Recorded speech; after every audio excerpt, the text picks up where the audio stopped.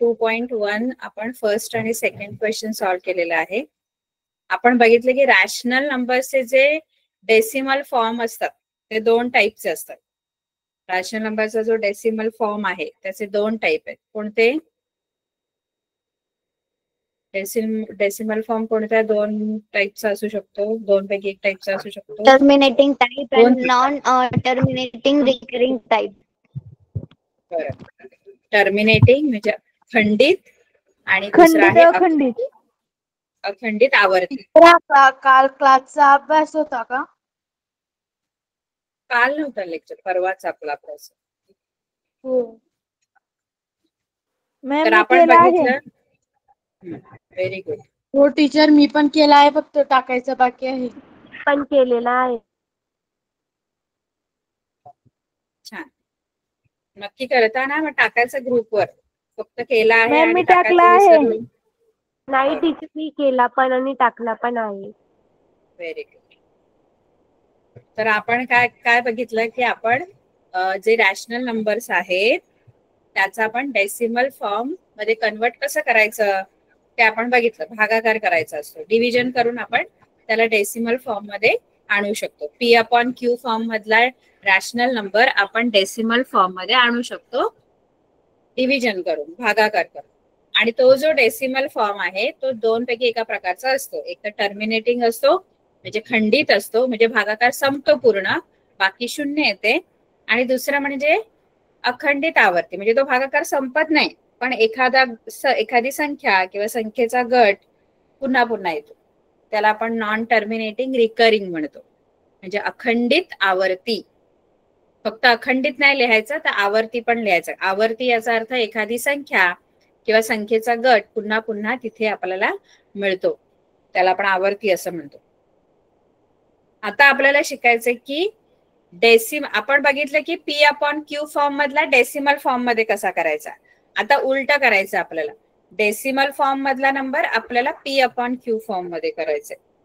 त्याच्यामध्ये पण आपण शिकलो की जे टर्मिनेटिंग आहेत त्यांना कसं P/Q फॉर्म मध्ये करायचं शिकवलेलं ना. जे टर्मिनेटिंग भागाकार आहेत, टर्मिनेटिंग म्हणजे जो भागाकार संपलेला आहे त्याला कसं आपण P/Q स्वरूपात लिहिता येतं. शिका की नाही? Yes ma'am. ते आता तुम्हाला अभ्यासात नाही पण ते आपण आधी केलेलो आहोत. कसं करायचं असतं ते?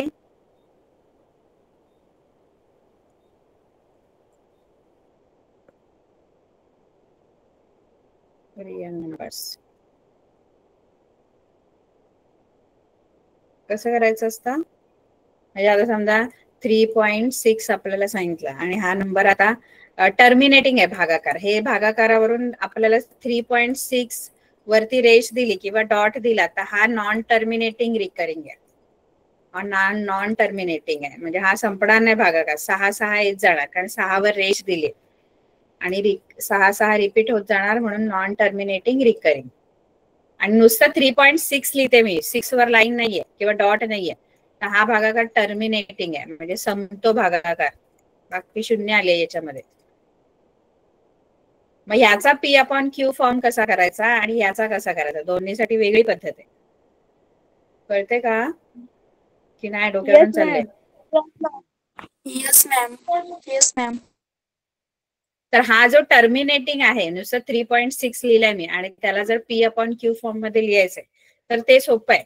आपण काय करतो, 36 लिहायचं म्हणजे पॉइंट काढून टाकायचा आणि खाली किती लिहायचे, पॉइंट नंतर किती नंबर आहे त्यावरून 10 लिहायचे, 100 काय लिहायचे ते आपण डिसाइड करायचं. पॉइंट नंतर एकच नंबर आहे. टीचर, तुम्ही कितवा प्रश्न घेताय? मी असंच घेते जनरल, असं क्वेश्चन असं नाहीये, एक जनरल उदाहरण घेतलंय. ओके टीचर 36/10 येईल.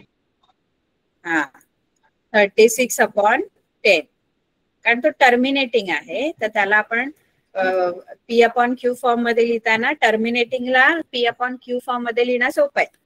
फक्त आपण 36 म्हणजे पॉइंट काढून टाकायचा आणि पूर्ण नंबर लिहायचा आणि खाली पॉइंट नंतर एकच नंबर आहे तर खाली 10 लिहायचा, 2 नंबर आहेत पॉइंट नंतर तर 100 लिहा, 3 नंबर आहे तर 1000 लिहा. झालं हे P/Q फॉर्म. याला आणखी सिम्प्लिफाय करता येईल. करायचं. करता येईल का आणखी सिम्प्लिफाय याला?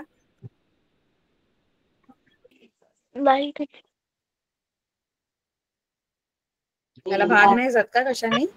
येईन मॅम. 18 आणि 5 मॅम 2 भाग जाईल, 2 ने भाग लावणार. 2 ने भाग लावला 36 ला की 18 येईल. मग 18/5 असं तुमचं ह्याचं P/Q फॉर्म जर आपल्याला या डेसिमल फॉर्मचं P/Q फॉर्म मध्ये कन्वर्ट करायचं तर अशा प्रकारे करतो. आता इथे बघा, इथे मी नंबर सेम लिहिला पण इथे 6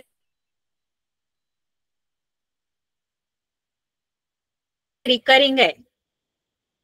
येते का लक्षात? काय सांगायचा प्रयत्न करते? टर्मिनेटिंग, डेसिमल फॉर्म टर्मिनेटिंग आणि नॉन टर्मिनेटिंग रिकरिंग असतं. तर टर्मिनेटिंग जर आहे तर त्याचा अशा प्रकारे आपण P/Q फॉर्म मध्ये कन्वर्ट करू शकतो. आणि नॉन टर्मिनेटिंग रिकरिंग आहे तर त्याच्यासाठी काय करायचं आहे?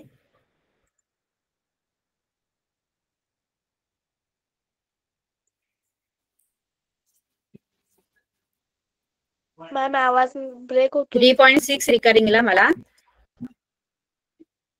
आवाज येत नाहीये. 3.6 रिकरिंग आहे, त्याला मला आता P/Q फॉर्म मध्ये आणायचंय. P/Q फॉर्म मध्ये याला आणायचंय. तर याच्यासाठी वेगळी पद्धत आहे, वेगळी मेथड वापरायची. तर ती काय मेथड आहे ती नीट लक्षात घ्यायची. आता 3.6 रिकरिंग आहे ना, जो आपल्याला नंबर P/Q फॉर्म मध्ये करायचा आहे तो मी आधी X म्हणून घेणार. हा जो नंबर मला दिलेला आहे ज्याला मला P/Q फॉर्म मध्ये लिहायचा आहे तो आपण X. हो, आवाज सगळ्यांना येत नाहीये का? ब्रेक होतोय? नाही मॅम, येतोय मॅम. Yes ma'am.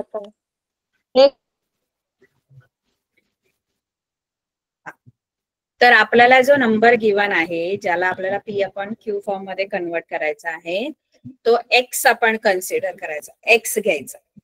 ठीक आहे. आता X घेतल्यानंतर पुढे काय करायचं माहित आहे आपल्याला? या दोन्ही साईडला मला मल्टिप्लाय करायचंय. म्हणजे मी ते ठरवणार आहे की मी 10 ने मल्टिप्लाय करू, 100 ने की 1000 ने, हे मला डिसाइड करायचं. मग ते कशावरून डिसाइड करायचं? तर हा जो रिकरिंग पार्ट आहे त्याच्यावरून. आता रिकर काय झालेला आहे? पुन्हा पुन्हा काय येत आहे? 3.6 वर डॉट आहे किंवा लाईन आहे, याचा अर्थ 6 परत परत येत आहे. 6 है ना. म्हणजे हा एकच नंबर रिपीट होतोय, 6 6 6 6. आता नेहमीच एक नंबर रिपीट नाही होणार, कधी कधी 2 नंबर रिपीट होतील, कधी 3 नंबर रिपीट होतील.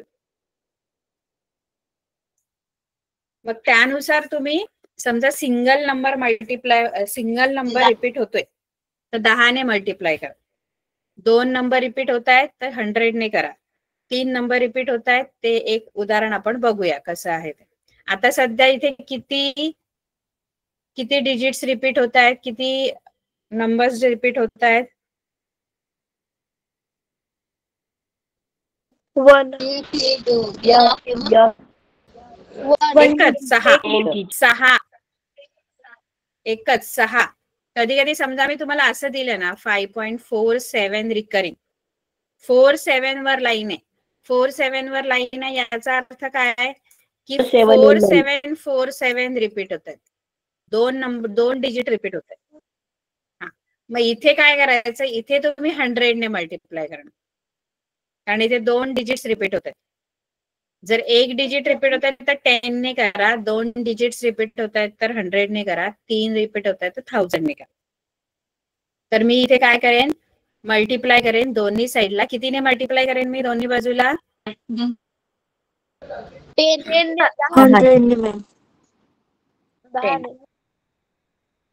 100 नाही रे. 100 कधी? जेव्हा 2 डिजिट्स रिपीट होतात.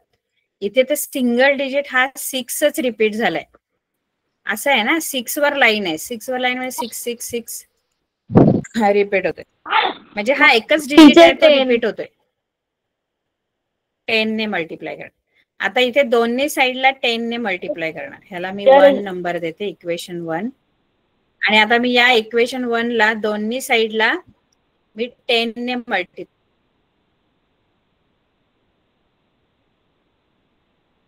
करणार. मग इथे येणार 10x, याला 10 ने मल्टिप्लाय केल्यावर, आणि 3.6 रिकरिंगला 10 ने मल्टिप्लाय केला तर काय उत्तर येणार ते आपल्याला डेसिमल पॉइंट आहे. टीचर आवाज हा, तो राईट साइडला सरकणार.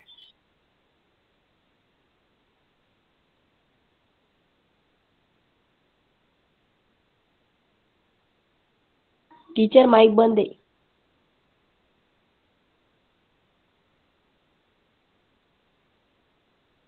माइक बंद आहे माइक.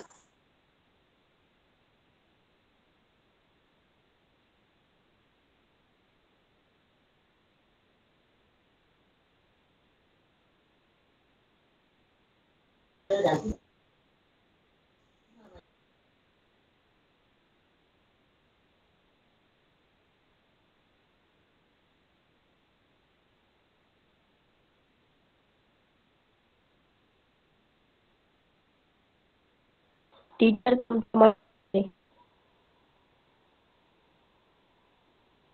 टीचर माइक बंद है तुमचा. मैम आपका माइक बंद है.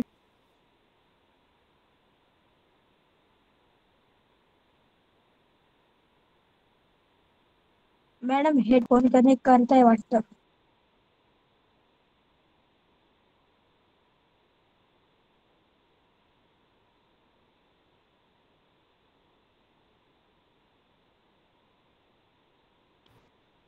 आता येतोय आवाज? Yes teacher. हो टीचर. आवाज येत आहे मॅम. बर, स्क्रीन दिसते सर्वांना? हो ma'am. Yes ma'am. Yes ma'am दिसत आहे. हो टीचर. हा, तर इथे आता काय होणार आहे बघा, जेव्हा आपण 10 ने मल्टिप्लाय करतो ना तेव्हा काय होतं, पॉइंट जो आहे तो एक नंबर राईट उजवीकडे सरकतो या बाजूला. म्हणजे आता तो 3 आणि 6च्या मध्ये आहे ना इथे, तर तो इथे येणार, इथे पॉइंट येणार. म्हणजे तुमचा नंबर काय बनेल, हा 1 6 इकडे सरकणार डावीकडे, म्हणजे 36, कारण हा 3 आहे आणि एक संख्या इकडे सरकणार आणि पुढे जाणार पॉइंट, आणि पुढे 6 6 6 6. बरोबर आहे? हे एक संख्या तुमचा जो 10 ने मल्टिप्लाय केला ना की एक संख्या राईटला सरकतो, पॉइंट उजवीकडे सरकणार. 100 ने गुणलं की 2 संख्या उजवीकडे सरकणार. 1000 ने गुणला 3 संख्या उजवीकडे सरकणार. इथे आता सध्या एक संख्या पुढे सरकल्यामुळे आधी 3.666 होते की नाही, आता 36.666 झाले. बरोबर आहे? हो टीचर. 36.666 म्हणजे 6 परत आवर्तीच आहे, रिकरिंग आहे, पुन्हा पुन्हा येणार आहेत. फक्त एकच 6 इकडे सरकला, बाकी पुढे 6 6 कंटिन्यू आहेतच. म्हणून तिथे पण रेष द्यायची 6 वर. हे तुमचं दुसरं इक्वेशन झालं. आता काय करायचं माहितीये का, आता 2 मधून 1 मायनस करायचा. इक्वेशन 2 मधून 1 मायनस करायचा. मग 2 मधून 1 मायनस केला की काय होणार? नाही. आता इक्वेशन 2 मधून 1 मायनस करायचं म्हणजे काय करायचं सांगते, ऐका. 2 मधून 1 मायनस करायचं म्हणजे 2 ची आणि 1 च्या लेफ्ट साइडचं सबट्रॅक्शन करायचं. म्हणजे लेफ्ट साइड मधून लेफ्ट साइड मायनस करायची आणि राईट साइड मधून राईट साइड मायनस करायची. हा, तर लेफ्ट साइड 2 ची लेफ्ट साइड काय आहे? 2 ची लेफ्ट साइड 10x आहे, मायनस 1 ची लेफ्ट साइड म्हणजे x. या दोघांना मायनस करायचा आणि या दोघांना राईट साइडला मायनस करायचं. म्हणजे 36.6 रिकरिंग मधून 3.6 रिकरिंग मायनस करायचं. ही स्टेप कळली सगळ्यांना? 2 मधून 1, आधी 2 10x मधून x मायनस करायचा आणि 36.6 रिकरिंग मधून 3.6 रिकरिंग मायनस करायचं. बरोबर आहे? Yes teacher. हे कळलं का? हो येस टीचर. Yes ma'am. आता इथे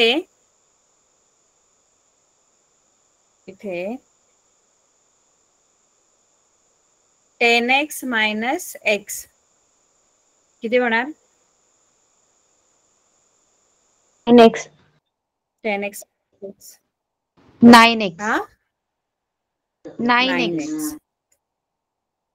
कारण 10x मायनस 1x आहे तो, x म्हणजे 1x, म्हणजे इथे झालं 9x. आणि इथे काय गंमत होते, तर इथे गंमत अशी होते 36.6 रिकरिंग आहे ना, रिकरिंग म्हणजे 666 असं आहे.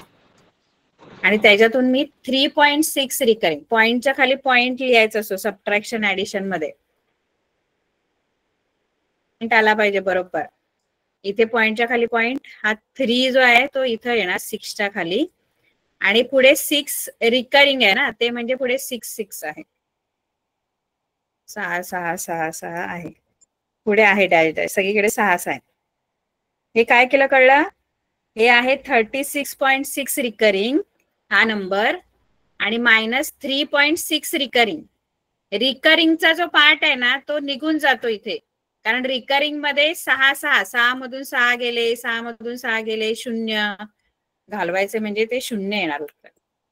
0 0 0 0 0 0 म्हणजे रिकरिंगचा पार्ट निघून जातो, आणि फक्त काय राहतं इथे, 6 मधून 3 गेले 3, आणि इथे 3, म्हणजे 33.0000. कारण पुढे सगळीकडे 36.6 रिकरिंग आहे आणि 3.6 रिकरिंग आहे. मग पॉइंटच्या पुढचे 6 जे आहेत ते वजाबाकी केल्यामुळे निघून जातात, आणि मग जो फक्त तुमचा इंटिग्रल पार्ट आहे, म्हणजे जे पूर्णांक भाग आहे, पूर्ण भाग आहे इकडचा डावीकडचा, तोच उरतो, त्यांचीच वजाबाकी होते, म्हणजे 33 होणार. टीचर इथे 2 दशांश आहे म्हटल्यानंतर ना 2, इथे 2 दशांश आहे म्हटल्यानंतर ना 2 संख्येच्या पलीकडे जाईल ना दशांश.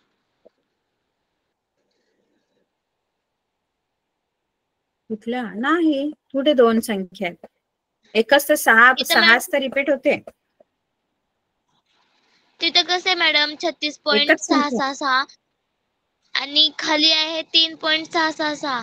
मग इथं वरचा एक पॉइंट आणि खाल्ला एक पॉइंट धरला तर आपल्या इकडे 3.30 येईल ना मोरे किती पण. ते मल्टिप्लिकेशन मध्ये मोजायचे असतात, आणि मल्टिप्लिकेशन मध्ये आधीचे नंबर नाही मोजायचे, पॉइंटच्या लेफ्टचे नाही, राईटचे मोजायचे असतात, आणि मग पॉइंट द्यायचं असतं.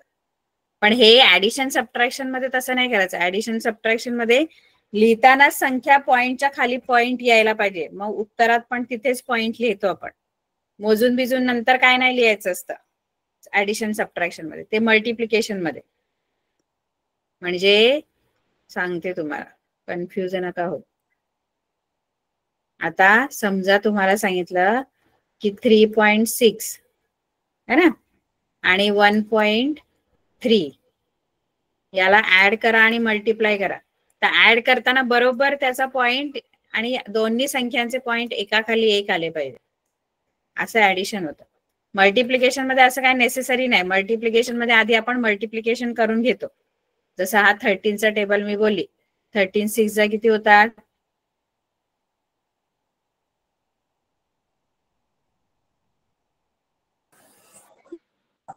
एवढं उत्तर येतात. हो टीचर हो. नंतर पॉइंट देताना आपण ह्याचा बघा, पॉइंट नंतर इथे एक नंबर आहे, उजवीकडचे नंबर, डावीकडचा पूर्ण भाग नाही मोजायचा. अपूर्णांक भागात किती नंबर आहेत, पॉइंट नंतर इथे एक नंबर आहे, इथे एक नंबर आहे, म्हणजे एकूण 2 नंबर झाले, म्हणून 2 संख्या सोडून इथे दशांश चिन्ह देतो. हे कधी हे गुणाकारामध्ये. बेरजेमध्ये तसं नाही, बेरजेमध्ये पॉइंटच्या खाली पॉइंट यायला पाहिजे, एका संख्येचा दशांश चिन्ह आणि दुसऱ्या संख्येचा दशांश चिन्ह एका खाली एक यायला पाहिजे, आणि मग बेरीज करायची. 6 आणि 3 9, पॉइंटच्या खाली पॉइंट बरोबर आला, आणि इथे 4 येणार, 4.9. हे ऍडिशनचं आहे. ऍडिशन मध्ये पॉइंटच्या खाली पॉइंट लिहूनच मगच ऍडिशन करायचं, असं आधी ऍडिशन नाही करू नाही शकत. ते बरोबर अरेंज करायचं एका खाली एक पॉइंट, आणि मग बेरीज किंवा वजाबाकी करायची.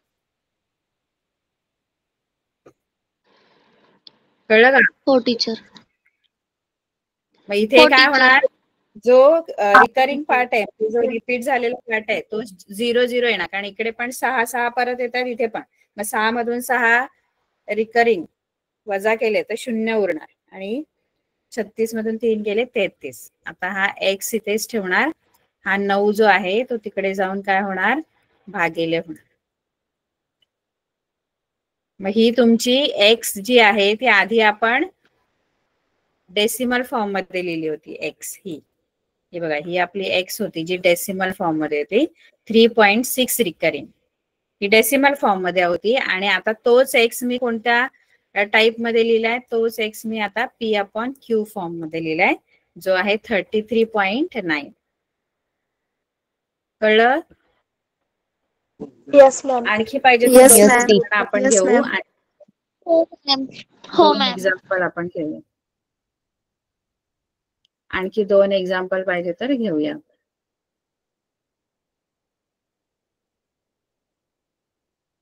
आपण पुस्तकातलं सांगा कोणतं घेऊ.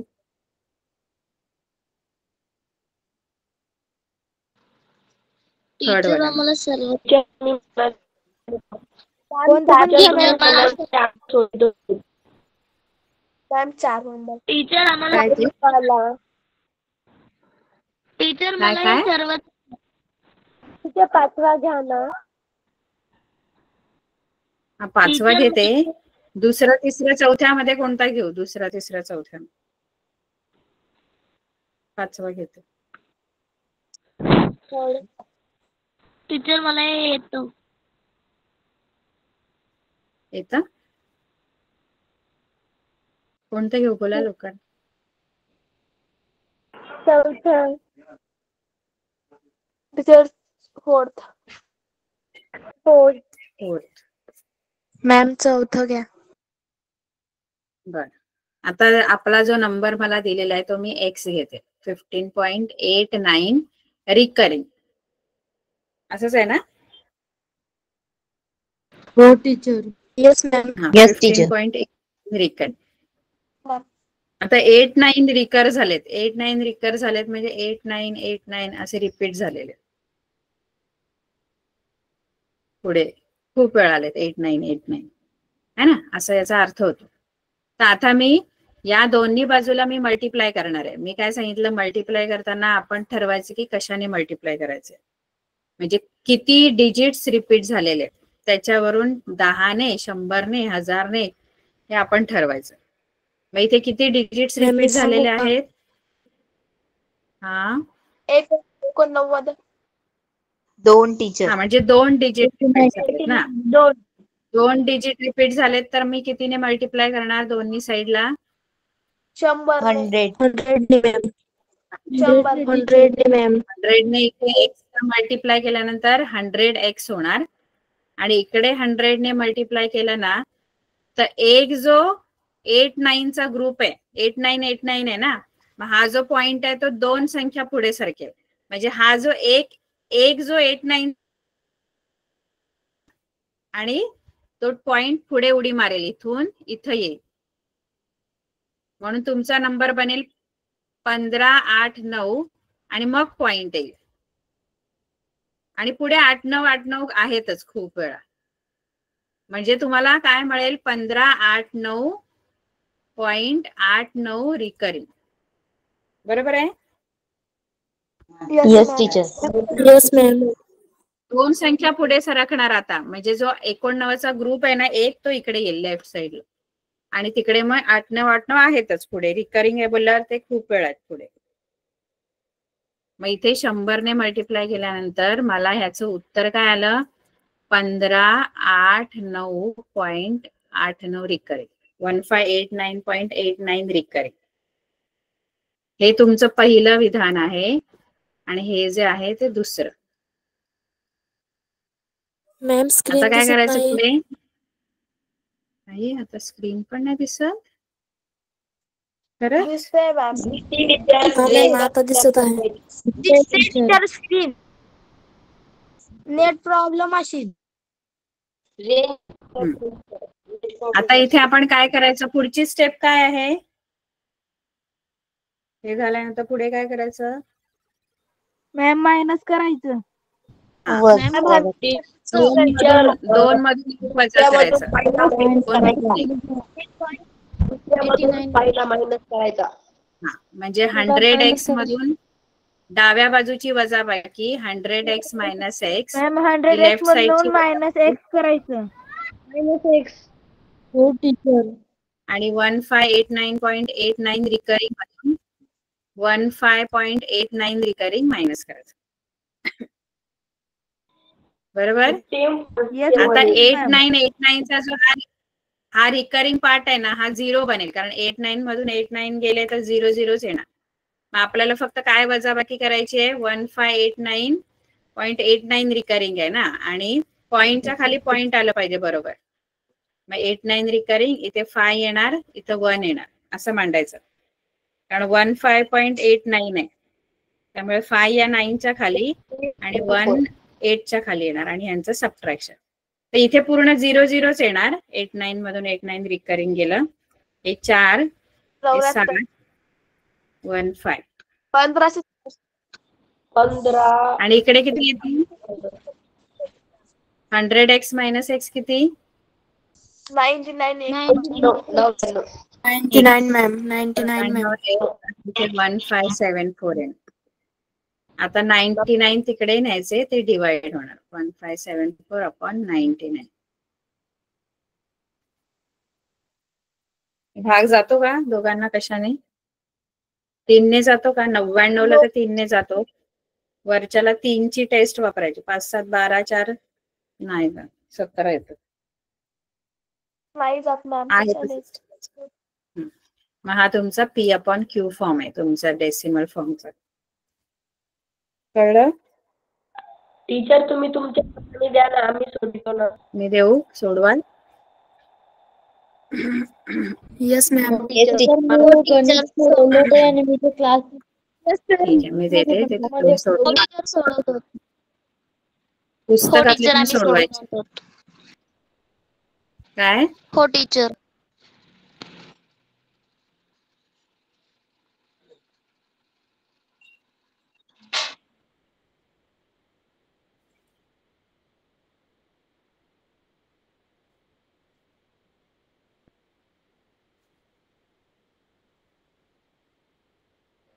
मॅम आता सोडवायचे का होमवर्क आहे? होमवर्क.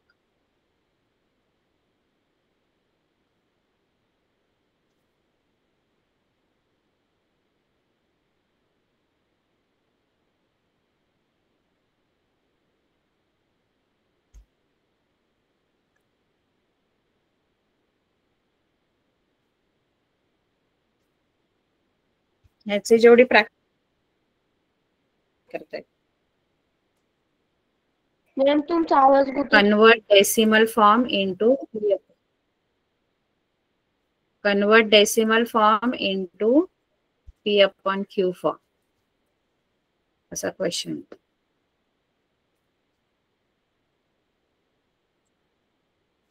कळलं? लिहिलं का? Yes ma'am.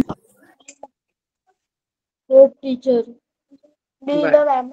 आता पुढे आपण Yes, ते ma'am. बघूया. हे पण सोडवायच्या पुस्तकातली पण सोड. पुढे आपल्याला नंबर लाईन वर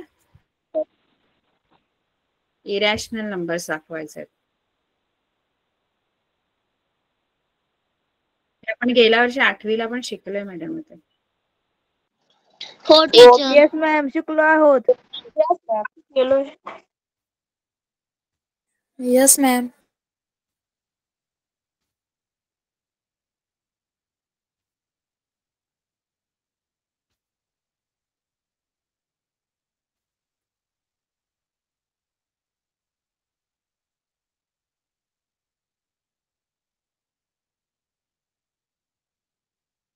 यांचा डेसिमल फॉर्म कधी काढलाय का तुम्ही? इरॅशनल नंबरचा डेसिमल फॉर्म. हो टीचर, आम्हाला शाळेत शिकवलंय, आम्ही काढलं सुद्धा. हो टीचर, आम्ही काढलंय. काय नंबर लाईन वर की डेसिमल फॉर्म?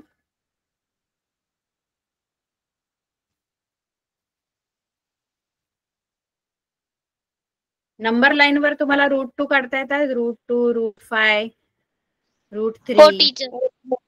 हो टीचर. हो टीचर. Yes ma'am. येतात. हो टीचर. मला नाही जमत. तर इथे आपण बघितलं की रॅशनल नंबर, आपण सुरुवातीला बघितलं की रॅशनल नंबर आणि इरॅशनल नंबर मिळून काय बनतात? परिमेय आणि अपरिमेय संख्या मिळून काय बनतात? वास्तव संख्या. बरोबर.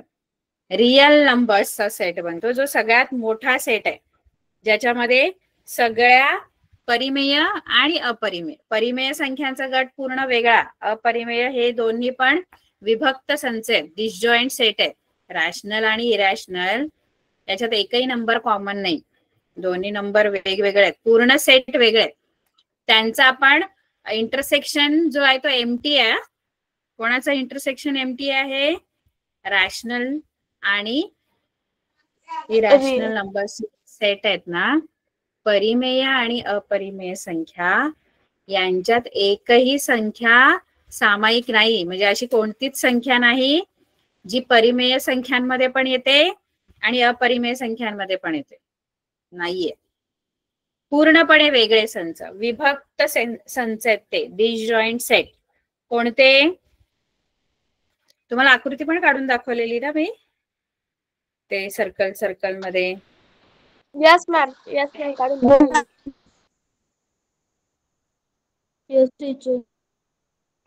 तर आता इरॅशनल आणि रॅशनल नंबर मिळून रियल नंबर्स बनतात, म्हणजे परिमेय आणि अपरिमेय संख्यांची मिळून वास्तव संख्यांचा संच तयार होतो, है ना. आता इथे कसं आहे की नंबर लाईन जी आपली असते, नंबर लाईन म्हणजे आपली जी संख्या रेषा असते. आता संख्या रेषेवर खूप बिंदू आहेत, बरोबर आहे, खूप संख्या आहेत, है ना. तर त्या नंबर लाईनवर जे बिंदू आहेत त्या प्रत्येक बिंदूशी निगडीत एक संख्या असते, प्रत्येक बिंदूशी निगडीत एक युनिक रियल नंबर असतो. हा, युनिक म्हणजे काय? इथे दिलंय बघा, याचा अर्थ काय माहितीये का? बघा, संख्या रेषेवर असंख्य बिंदू आहेत आणि प्रत्येक बिंदूशी निगडीत युनिक नंबर असतात. म्हणजे असं कधी होत नाही, आता संख्या पण भरपूर आहेत ना, आपले संख्या रेषेवर बिंदू पण भरपूर आहेत आणि प्रत्येक बिंदूशी निगडीत एक संख्या आहे, प्रत्येक बिंदूशी निगडीत एक संख्या आहे. आता संख्या खूप आहेत, परिमेय अपरिमेय कितीतरी. परिमेय संख्यांमध्येच आपण बघितलं किती संख्या येतात. परिमेय संख्यांमध्ये नैसर्गिक संख्या पण येतात, पूर्ण संख्या पण येतात, पूर्णांक संख्या पण येतात, है ना. आणि अपरिमेय संख्यांमध्ये पण भरपूर संख्या येतात. अपरिमेय संख्यांमध्ये कोणत्या संख्या येतात बरं? ज्यांचं वर्गमूळ आपल्याला सांगता येत नाही ना, स्क्वेअर रूट आपल्याला ज्यांचं सांगता येत नाही ना, जसं √2 आहे, √3 आहे, ज्यांचं वर्गमूळ मला माहित नाही. आता वर्गमुळात 4 जर आहे, √4 जर आहे, तर √4 मला माहित आहे, √4 वर्गमूळ, 4चं वर्गमूळ 2 आहे, मला माहित आहे. मग ही परिमेय संख्या, जिचं वर्गमूळ मला माहित आहे. पण ज्यांचं वर्गमूळ मला नाही माहित, जसं वर्गमूळात 2 आहे, 2चं वर्गमूळ कुठे? 2 कुठे कोणाचा वर्ग आहे? 2चं वर्गमूळ नाही सांगता येत. 2चा वर्ग नाही, वर्गमूळ. 2चं वर्गमूळ आपल्याला नाही सांगता येत. सांगता येत नाही म्हणजे काढता येतं, ते मी सांगते. सांगता येत नाही म्हणजे आपल्याला वर्गमूळ काढता येतं त्याचं. पण मग ती अपरिमेय का आहे? त्याचं पण कारण आहे. या सगळ्या संख्या अपरिमेय आणि परिमेय आणि अपरिमेय सगळ्या वास्तव संख्या तुम्हाला या संख्या रेषेवर दाखवता येतात. आणि कधी असं होतच नाही की, असं होत नाही कधी एक आणि वर्गमुळात 2 एकत्र आले एका ठिकाणी. असं होत नाही की एक ज्या ठिकाणी आहे तिथेच वर्गमुळात 2 पण आला. आता एक ही परिमेय संख्या आहे, तर वर्गमुळात 2 येऊन बोलतो की ही माझी जागा आहे, असं होणारच नाही. प्रत्येक संख्येला एक युनिक पॉइंट आहे, म्हणजे प्रत्येक संख्येसाठी एक वेगवेगळा बिंदू आहे प्रत्येकासाठी. असं नाही होणार की ते एकाच जागेवर येणार दोन संख्या, एकच बिंदू दोन संख्या दाखवतं, असं कधीच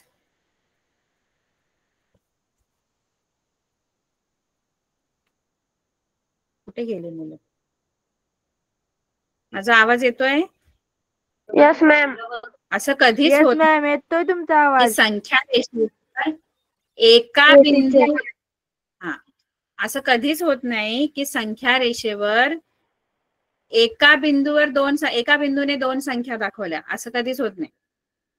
दोन बिंदू एकाच ठिकाणी आले असं कधीच होत नाही. प्रत्येक बिंदूसाठी, मग ती परिमेय असू दे अपरिमेय असू दे, परिमेयसाठी पण वेगळे तुम्हाला बिंदू असणार, अपरिमेयसाठी वेगळे बिंदू असणार.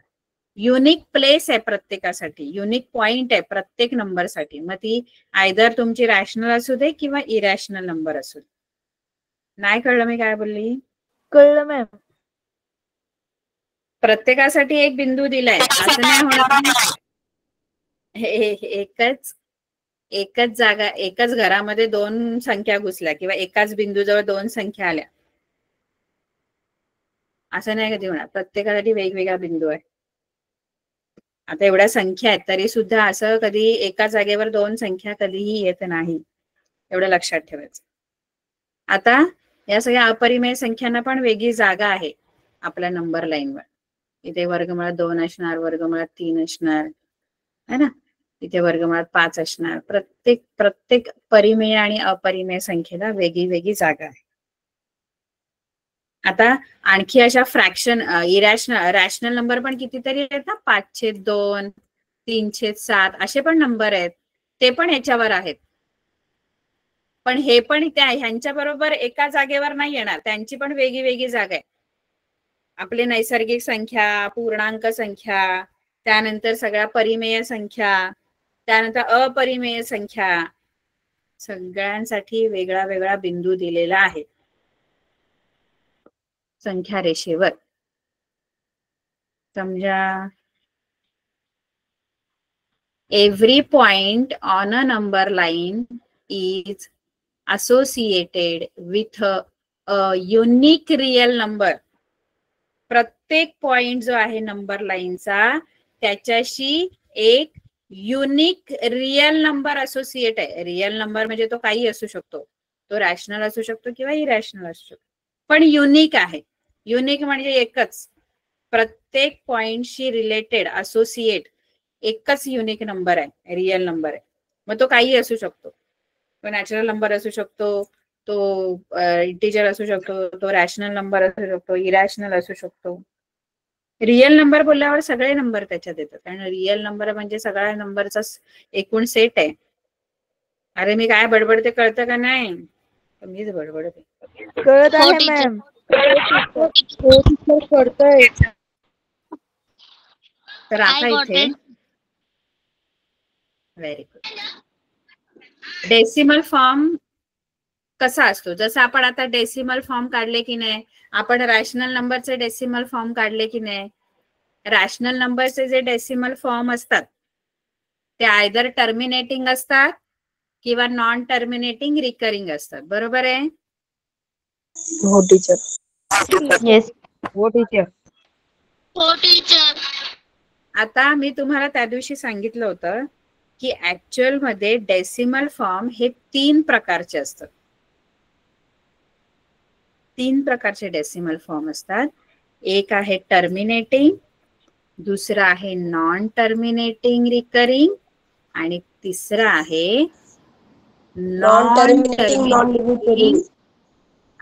Non recurring. नॉन टर्मिनेटिंग आणि नॉन रिकरिंग. म्हणजे रिकरिंग. असं डेसिमल फॉर्म येईल ना तुम्हाला की तो टर्मिनेट तर होणारच नाही, भागाकार तर संपणारच नाही, पण रिकर पण नाही होणार काहीच. रिकर म्हणजे काय, पुन्हा पुन्हा तो येतो की नाही नंबर किंवा एक गट, म्हणजे असं येईल तुम्हाला काहीतरी 4-1, 4-2, 4-3 असं काहीतरी येईल. ते भागाकार करत गेले तर असं नाही होणार की काहीतरी रिपीट होतंय.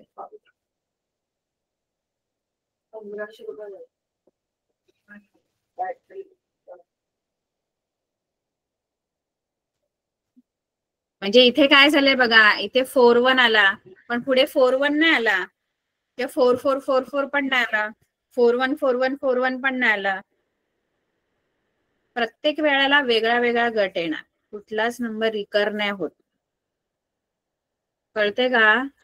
म्हणजे हा जो डेसिमल फॉर्म आहे तो नॉन टर्मिनेटिंग, म्हणजे कधी संपणार नाही. काय झालं मॅम? स्कर्ड असतो ना त्याच्यावानी. सर्ड्स हे इरॅशनल नंबर तर असतात. सर्ड्स म्हणजे इरॅशनल नंबर्सच असतात, त्यामुळे त्यांचा जो डेसिमल फॉर्म आहे तो नॉन टर्मिनेटिंग नॉन रिकरिंगच असणार. नॉन टर्मिनेटिंग नॉन रिकरिंग म्हणजे अखंडित अनावर्ती. अखंडित म्हणजे भागाकार संपणार नाही, आणि अनावर्ती म्हणजे कशाचीच आवर्ती होत नाही. कोणताच नंबर किंवा कोणतीच संख्या किंवा संख्येचा गट पुन्हा पुन्हा येत नाही. प्रत्येक वेळेला वेगळाच गट येतो, वेगळीच संख्या येते. आणखी तुम्ही भागाकार कराल, आणखी वेगळं काहीतरी येणार. कळलं? मग ते जर तुम्हाला चेक करायचंय तर त्याच्यासाठी तुम्ही स्क्वेअर रूट 2चं रूट काढू शकता, 5चं रूट काढू शकता. समजा मला 5चं स्क्वेअर रूट काढायचंय, तर मी चेक करते ना तो नॉन टर्मिनेटिंग नॉन रिकरिंग आहे का डेसिमल फॉर्म. करायचं का check? Root 5. Yes ma'am. Yes teacher. तर रूट 5 आपण बघूया की तो त्याचा जो डेसिमल फॉर्म नॉन टर्मिनेटिंग आणि नॉन रिकरिंग, नुसतं नॉन टर्मिनेटिंग नाही, नॉन टर्मिनेटिंग नॉन रिकरिंग. बघा तुम्ही जर शिकला असाल स्क्वेअर रूट काढायला, ती मेथड होती बघा, डिव्हिजन मेथड. स्क्वेअर रूट काढायची भागाकार पद्धत होती. असं आपण भागाकार करायचो. इथे 5चं स्क्वेअर रूट काढायचं की नाही. मग 5चं स्क्वेअर रूट काढताना बघा कुठलाही नंबर आपल्याला दिला असेल आणि त्याचं स्क्वेअर रूट जर काढायचंय आपल्याला,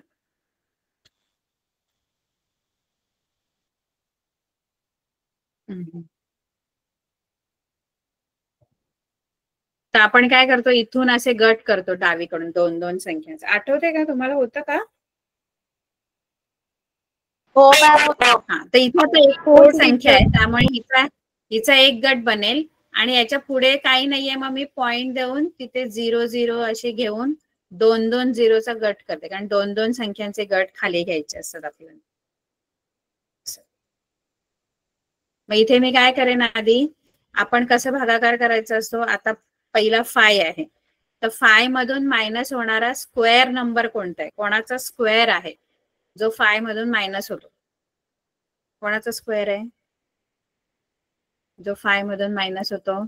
जसं 1चा स्क्वेअर 1 आहे, 2चा स्क्वेअर 4 आहे, 3चा स्क्वेअर 9 आहे. मग याच्यातून कोणाचा स्क्वेअर मायनस होऊ शकतो? 2चा. मग इथे काय करायचं, इथे 2 लिहायचं, 3 ठिकाणी 2 लिहायचं. इथे 2, वरती 2, आणि इथे प्लस करायला पण 2, आणि इथे फक्त सबट्रॅक्ट करायला 2-2 4 घ्यायचे. इथे ऍड पण करायचंय 2, वरती पण 2, 2-2 4, इथे 4. आता इथे हे सबट्रॅक्शन करणार, हे 1 येणार, आणि हे 2 + 2 इथे 4 येणार. ठीक आहे. आता मी काय करणार, इथे 1 आले, आता मला पुढचा जो ग्रुप आहे 2 झिरोचा, पण तो पॉइंटच्या पुढचा ग्रुप आहे, त्यामुळे मी वरती इथे पॉइंट देणार, डेसिमल पॉइंट, आणि हा ग्रुप मी खाली घेते 0-0. 2-2 झिरोचा ग्रुप करायचा. स्क्वेअर रूट काढताना नेहमी 2-2 झिरोचा ग्रुप करायचा. आता इथे 100 आले. आता मी काय करेन माहित आहे, आता इथे 4 आलेले आहेत की नाही, तर 4च्या पुढे मी एक नंबर घेईन. समजा 5 घेतला, तर मल्टिप्लाय करायला पण मी 5 घेणार. जर ह्यांचं मल्टिप्लिकेशन 100 मधून मायनस होणार असेल तर इथे मी 5 घेऊ शकते. पण हे जर मल्टिप्लिकेशन मोठं आलं तर मी आणखी छोटा नंबर घेऊ. पण इथे जो मी 4च्या पुढे जो नंबर घेईन ना, म्हणजे मी जर 4च्या पुढे 3 घेतलं तर मल्टिप्लाय करायला पण 3च घेणार. 5 5 = 25 येतं, 5 4 = 20, 225 आला, हे तर 100 मधून मायनस नाही होणार. मग मी हा जो नंबर आहे 4च्या पुढचा हा छोटा करते. मी माझ्या ह्याच्याप्रमाणे जो 100 मधून मायनस होईल 2 3 घेऊन बघते. मग मल्टिप्लाय करायला पण किती घेऊ, इथे या 4च्या पुढे जर 3 घेते तर मल्टिप्लाय करायला पण 3 घ्यायचा. 3 घेणार. 3 जा 9, 3 4 जा 12. हा छोटाच नंबर आहे, 100 मध्ये मायनस नाही होणार. मग किती घेऊन बघायचं आता, 3 घेऊन पण मोठा नंबर आला. आता किती घेऊ, 2 घ्या मॅम. कारण नंबर आला तर मग आणखी छोटा करावा लागेल. 3 घेऊन पण 129 येतात, 100 मधून मायनस नाही होत तो नंबर. 2 घेऊन बघते, 2 2 जा 4, 2 4 जा 8. हा मायनस होईल याच्यात. Yes teacher. मग काय करायचं आपल्याला, 2 घ्यायचं. 2 होईल मग मॅम. मी काय करेन, 2 4 पुढे 2, इथे 2 प्लस 2. जो नंबर मी त्या 4च्या पुढे घेणार आहे तोच नंबर खाली पण ऍड करायचा, इथे वरती पण लिहायचा. आणि या दोघांचं मल्टिप्लिकेशन 84 आलं मगाशी, ते इथे मायनस करायचं. 100 मधून 84 मायनस केले तर इथे 16 येणार, इथे येणार 44. आणि पुढचा आता हा 2 झिरोचा ग्रुप मी खाली घेतो. आता आलं 1600. आता सेम तसंच करायचंय, पण आता आले 44. आता 44च्या पुढे मी एक नंबर घेणार, समजा मी 3 घेते 44च्या पुढे, आणि मल्टिप्लाय करायला पण 3 घेणार. जो नंबर मी या नंबरच्या पुढे घेणार तोच मल्टिप्लाय करायला घ्यायचा, आणि मल्टिप्लिकेशन याच्यातून मायनस व्हायला पाहिजे. तर 3 3 जा 9, 3 4 जा 12, 4 जा 12 आणि 30. हा मायनस होतोय बघायच्यात. पण एकदा आणखी 4 घेऊन पण चेक करायचं की तो मायनस होतोय का, कारण कदाचित तो मायनस होऊ शकतो. नाही होणार, कारण तो पुढे जाणार 1600च्या. 4 4 जा 16 येतात ना, आणि आधीचे जे काही आलं असेल कॅरी ओव्हर ते पण ऍड होतील याच्यामध्ये. नाही कळलं मी काय बोलली? कळलं टीचर. मग कितीचं डिव्हिजन करायचं इथे, 4चं जास्त येत. मग कितीचं करूया, 3चं. मग कुठे लिहू 3 आता, 3 कुठे लिहू, 44च्या पुढे. 44 इथे लिहायचं, इथे लिहायचं, प्लस पण करायचं, आणि इथे लिहायचं 1329 मायनस करायचे. मग हे झालं 4 4 6. इथे झाले, इथे सबट्रॅक्शन केल्यानंतर इथे 5 येणार, इथे 10 9 10 1 7 2 0. बरोबर. आता आणखी 2 0 इथे. आता 4 4 6च्या पुढे नंबर चौथा घ्यायचा आणि मल्टिप्लाय केल्यावर पण तोच या 27,100 मधून मायनस व्हायला पाहिजे. आता ही खूप मोठी प्रोसेस आहे. तर तुम्हाला वरती जे इथे नंबर जे मिळणार ना ते वेगवेगळे मिळणार तुम्हाला नंबर. तुमचा भागाकार संपणार पण नाही. पण वरती नंबर आता 23 आलाय तर पुढच्या वेळेला काहीतरी वेगळाच येणार, त्याच्या पुढे वेगळा, पण तोपर्यंत भागाकार कितीतरी मोठा होतो. कळलं का? म्हणजे तुम्हाला इथे जो डेसिमल फॉर्म आहे तो नॉन टर्मिनेटिंग नॉन रिकरिंग मिळतो. क्वेश्चन ना आम्हाला एक्झाम मध्ये पण येतात. येणार आहे, मला नाही वाटत येईल. हे येणार आहे तुम्हाला नंबर लाईन वर दाखवायला येऊ शकतं. नंबर लाईन वर हे जे इरॅशनल नंबर आहे ते नंबर लाईन वर दाखवायला येऊ. नंबर लाईन वर तुम्हाला दाखवता येत असतील तर आकृत्या काढायच्या. वर्गमुळात 2, वर्गमुळात 3, वर्गमुळात 5 नंबर लाईन वर दाखवता येतील का? नसेल तर मी पुढच्या वेळेला सांगतो. हे नका, हे जर तुम्हाला सोडवण्याची म्हणजे असं तुम्हाला सोडवायचं असेल असंच तर सोडवू शकता हे स्क्वेअर रूट गणित एखादं. हो टीचर येतं. हा मग 3चा वर्गमूळ किंवा 7चं वर्गमूळ काढा तुम्ही. 7चं बघूया कसं जे काही तुम्हाला जमेल. 2-3 डेसिमल 3-4 डेसिमल प्लेस पर्यंत काढा. ठीक आहे. 7चं वर्गमूळ कितीचा? ओके 7.